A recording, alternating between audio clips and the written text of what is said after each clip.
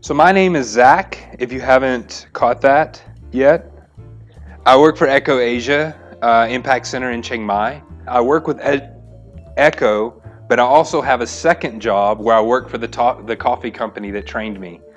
They have a farmer network that I manage, as well as helping run training classes for them. That's called Torch Coffee. So this is to give you an understanding for how Arabica coffee is evaluated and graded. So why do we grade green coffee? A lot of times the purchase contract is set according to the grade, especially in specialty coffee. The Specialty Coffee Association of America specifies that specialty coffee is any coffee that is green graded without defect and cupped, tasted, and given a score of 80 points or more. We'll talk about that 80 points and what that 80 points means, but there's a way of tasting coffee, giving it a point, and SCAA says anything 80 or above is specialty coffee. And when it comes to specialty coffee, this a lot of times is defined in the actual purchasing contract. If you're signing international purchasing contract, this will most likely be stated in the contract. Defect count, bean size standard. There's different industry standards across the world, but there are some that are used more internationally, like the Q grading system, quality grading system. We'll get to the actual defect and look at them. That's way more important. Quality control. You want to make sure. We grade coffee because when people are buying coffee internationally, they want to be sent a sample of your coffee before it's shipped. They want to be able to grade it, and then when they receive the shipment, they want to be able to take a sample, grade it, and the grades need to match. If they're not matching, then they're thinking maybe somebody's trying to rip them off or mix their coffee with corn or, whatever it is that people do. The SCAA standard is pretty internationally recognized, and the Q grading system actually uses the SCAA standard as its protocol. The Q grading system is run by the Coffee Quality Institute and is used all over the world. That's the most internationally recognized, but regionally they will have their own standards as well. You talk about the SCAA. What's that association? Specialty Coffee Association of America. Is America? Yes. There's many coffee associations in the world. The Specialty Coffee Association of America is very large and much bigger than America.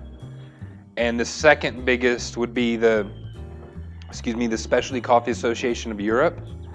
However, about 2 or 3 months ago, these two associations voted to merge and are going through a merging process, and they will become the dominant coffee leaders internationally when that happens. All the rest of them are quite small and don't have much impacts outside of their home countries. Premiums earned for high quality, meaning people are willing to pay more money for specialty coffee. So if we grade coffee and we can prove by grading that it's specialty, we can get more money for the coffee. There's 16 different types of defects within green coffee, 6 primary defects and 10 secondary defects. So specialty washed coffee is no primary defects and up to 5 secondary defects. The specific details of primary and secondary may seem like, oh, well, that's the SCAA standard, and if I'm not going to worry about the SCAA standard, that shouldn't matter. But the SCAA made these primary and secondary defects based on how they impact the cup. So the primary defects will have a more serious impact on the flavor of the cup than the secondary defects. And according to the SCAA, you can have 0 primary defects in order for it to be specialty coffee. in 350 grams of coffee. So the primary defects are full black, full sour, dried cherry pod, fungus damage, severe insect damage, or foreign matter. So the Specialty Coffee Association of America is saying if they take a sample of 350 and they find one little stone, it's not specialty coffee. That might be a shocker to a lot of people in Asia where finding a stone is pretty common in your coffee. The secondary defects have different scales that they're rated on. So like a partial black is 3 to 1. So they say specialty coffee can have up to 5 secondary defects, but it takes 3 partial blacks to make 1 defect. And it takes 10 slight insect damage to make 1 defect. So essentially, you could have 50 beans of slight insect damage in 350, or 49 rather. You could have 49 coffee beans with slight insect damage and it still be specialty coffee. Because slight insect damage just does not impact the cup near as bad as severe insect damage. By the time it's severe insect damage, the bean is completely destroyed, all the flavors are gone, and just organic material and nothing else. So the wash process was developed as a strategy to get rid of these defects. Wash process is where it goes through a mechanical process of being stripped of the cherry, fermented in water, and washed process. One of the strategic things about the wash process is at different stages it's submersed in water, and these defects, because the bean is not in its entirety healthy, they'll float for the most part. And when they float to the top, you can sift the coffee off, meaning at the end of the day, the coffee that you produce has less defects in it, has a cleaner cup. That's why the wash process was even developed to begin with. But it took a lot more money and investment in order to be able to do it. But the product at the end of the day was a much cleaner cup. Things like black bean and sour bean come from harvesting practices. When coffee cherries are left on the tree way too long, they're not harvested when they're ripe, and they get moldy or fermenty, can cause a black bean or a sour bean. Also the partial black, the partial sour. If one of these ends up in a cup of coffee, you will want to spit the coffee out. It's really, really bad. Fungus damage happens mostly from coffee cherries that are picked off the ground. It can also from the same as black and sour, it can be from cherries that are left, but mostly coming from cherries that are picked off the ground. Foreign matter is very straightforward. It's if the coffee's not sorted properly, sent through a destoner, if it ends up with sticks, cherry pods, rocks, things like this. Depending on what, a rock's not going to impact the flavor of the coffee, but it will break your grinder. So it's a pretty serious defect, and coffee buyers that buy big quantities, if they get a sample and there's a rock in it, they're going to walk away from the purchase. Broken, chipped, cut. This mostly comes from 2 different places within the processing. If it's going through the pulper and the pulper is not calibrated properly, we'll talk about that when we look at the pulper downstairs. But your pulper needs to be calibrated so that the screen size and the drum size match the actual size of your coffee and are pushing out. They're not causing too much damage to happen to the coffee bean. They're not too tight. They're also not too loose that just allows everything to go through it. But the primary cause of this is from going through your dry mill when your coffee's not properly dried. So if you haven't properly dried your coffee to 10 to 12% and you send it through the parchment holder, then you're going to get a lot of broken or chipped.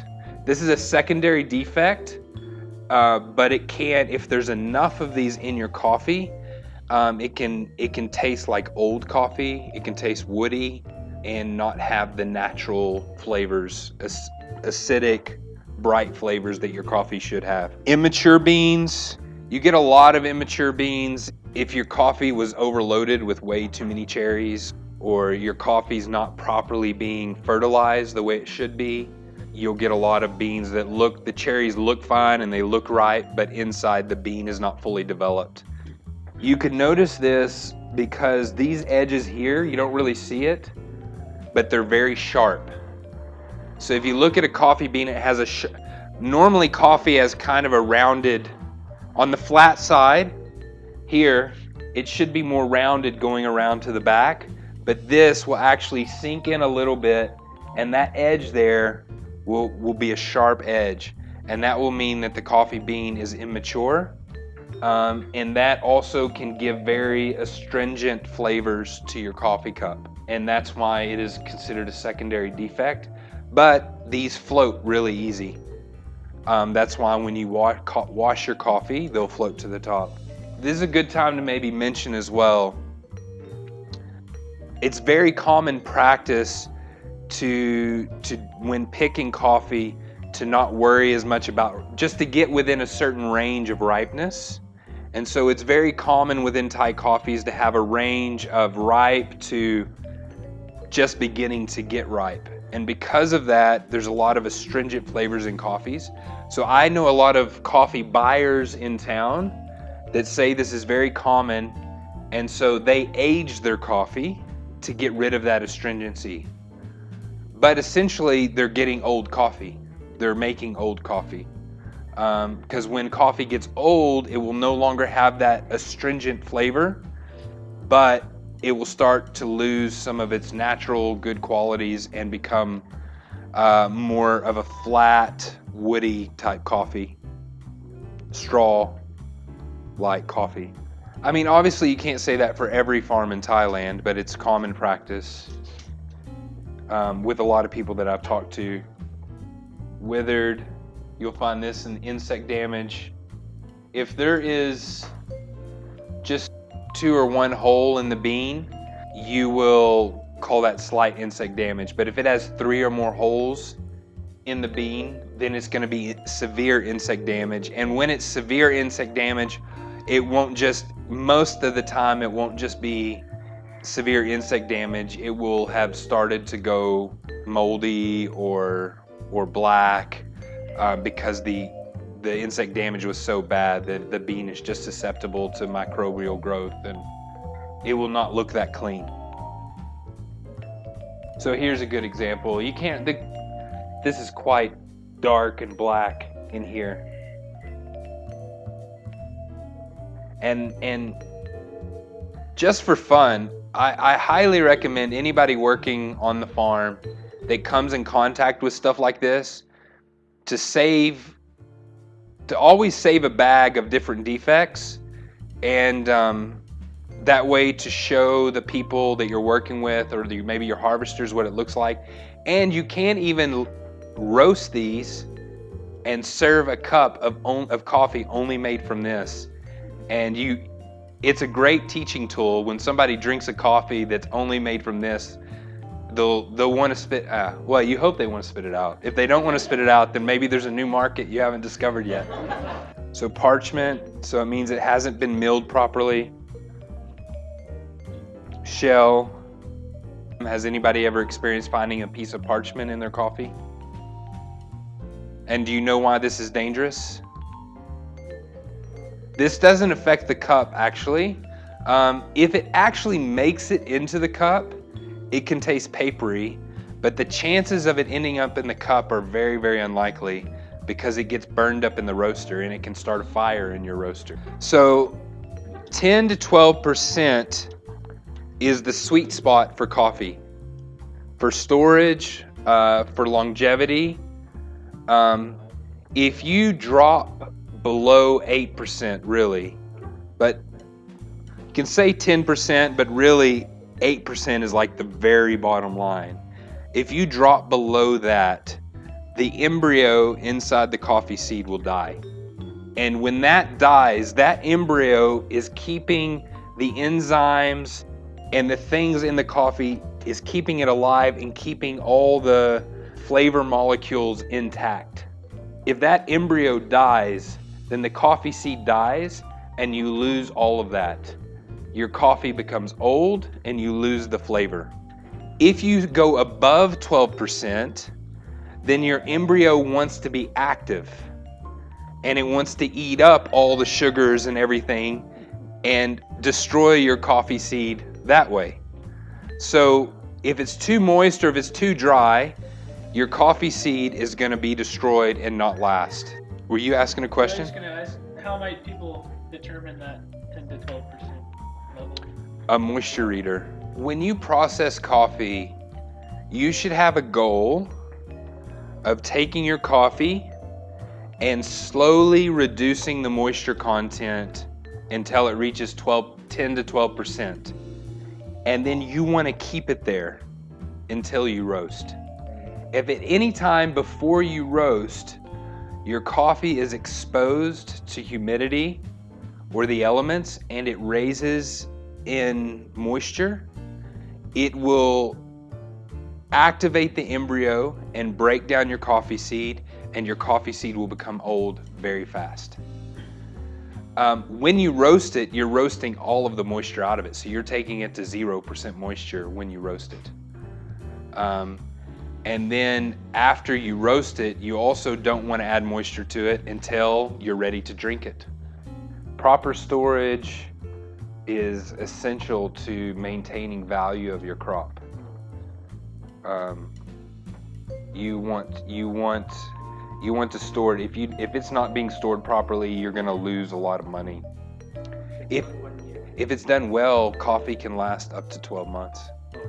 Yeah. The Grain Pro is the kind of international standard for shipping coffee internationally. If you ship coffee internationally, the purchaser wants to see that coffee in like something like Grain Pro. Are you familiar with Grain Pro? Essentially, it's a really big Ziploc bag. But it's a name brand. They can be expensive. You get knockoffs in Thailand.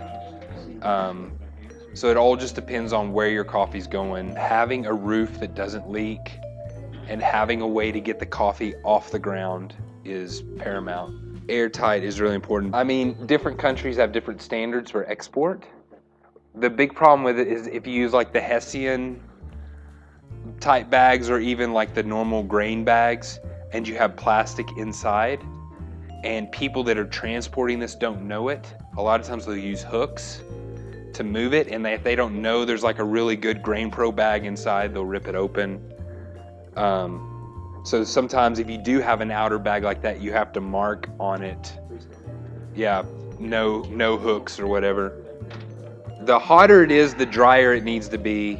The colder it is, you can't allow some humidity because it contracts together. So the hotter it is, the drier it needs to be.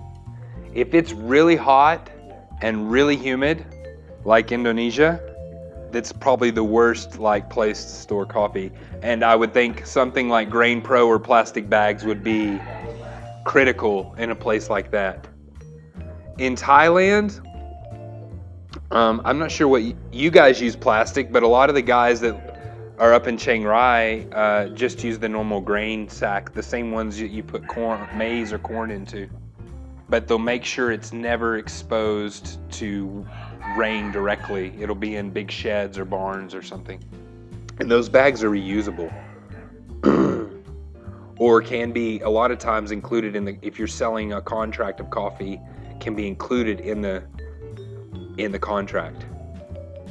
And there is not enough specialty coffee in the world today to meet the need of specialty coffee. So if you're providing a quality product, people are willing to pay the extra for bags and things like that. When you grade the green, you're supposed to take note of the color, but it's not necessarily graded on the color. But the color could tell you the moisture content, bean density, age, processing method, exposure to sunlight. So generally your deep, darker colors, blue, green, are desirable. Your faded light colors are undesirable. You want to smell green coffee? I've smelt green coffee that smelled like diesel. Sometimes if they're transported in these potato sackcloth bags on a truck that also transported diesel, that will get into your coffee and it will affect the flavor of your coffee.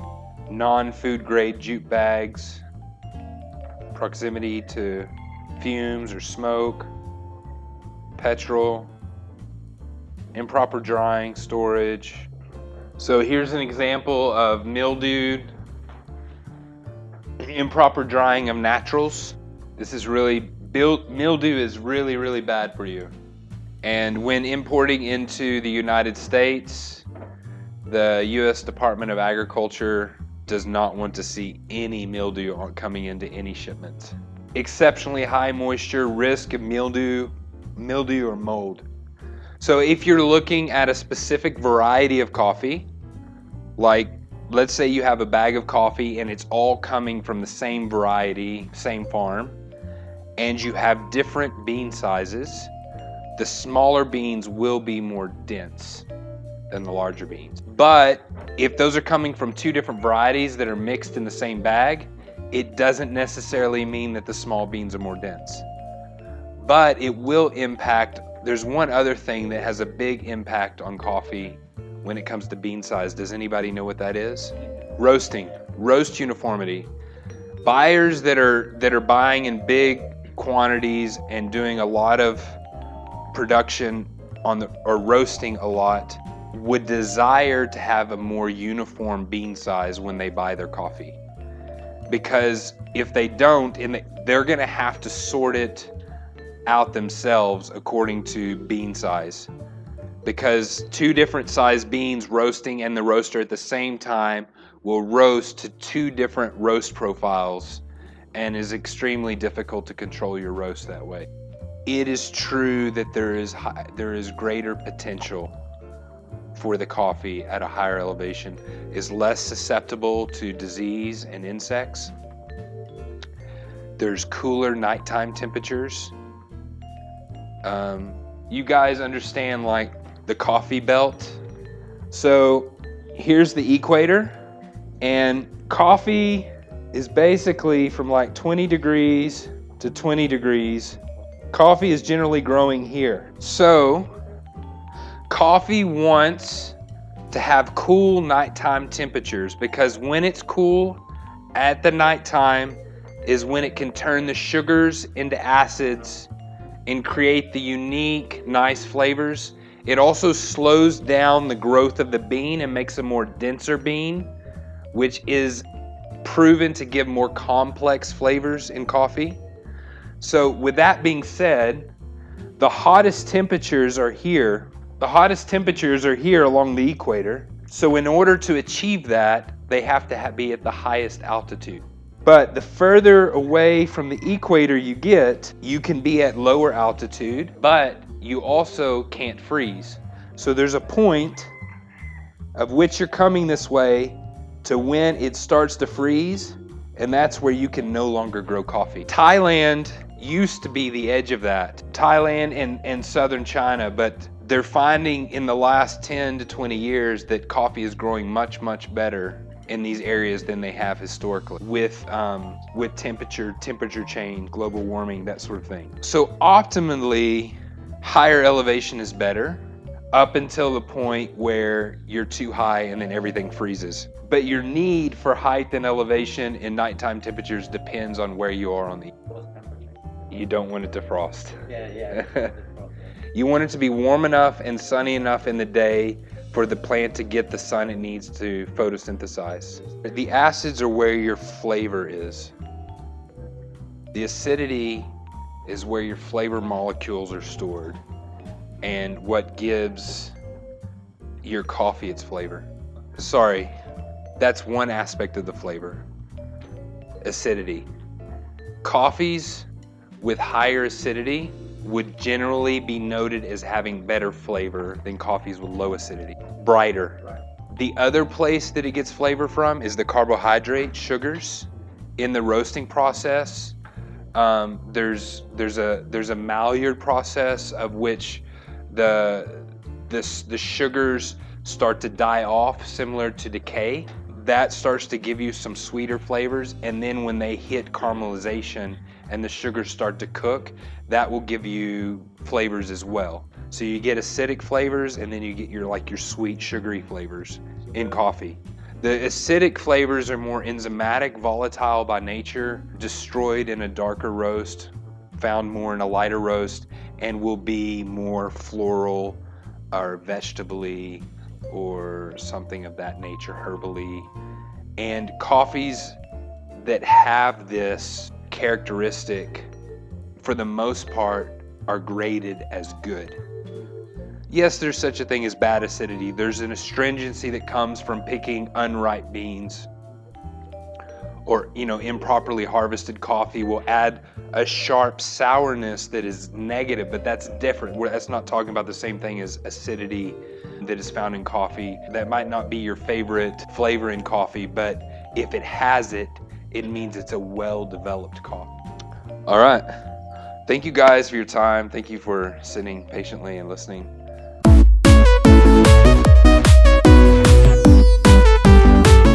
Did you find that helpful? If you did, consider giving it a like or subscribing to our channel. While you're at it, why not check out our other videos or join our network at ecocommunity.org for more interesting and sustainable agriculture solutions. Network members can receive up to 10 free seed packets per year.